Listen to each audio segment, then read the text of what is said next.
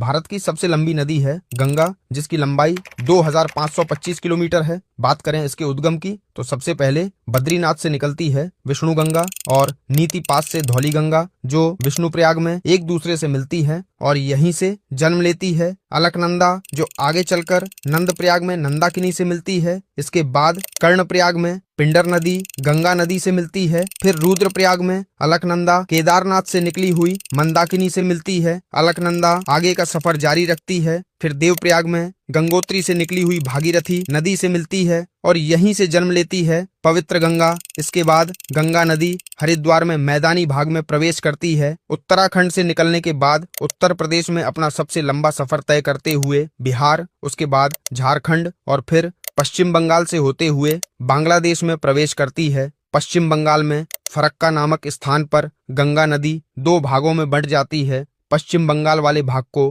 हुगली के नाम से जाना जाता है और बांग्लादेश में इसको पद्मा के नाम से जाना जाता है। इसके बाद यह बंगाल की खाड़ी में गिरते हुए पूरे विश्व का सबसे बड़ा डेल्टा सुंदरबन डेल्टा का निर्माण करती है।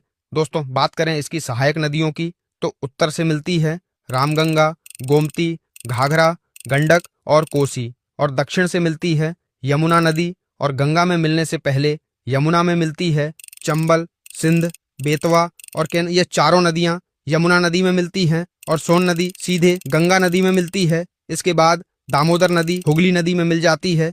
इसके अलावा गंगा नदी के बारे में आप और क्या जानते हो, हमें कमेंट करके जरूर बताना।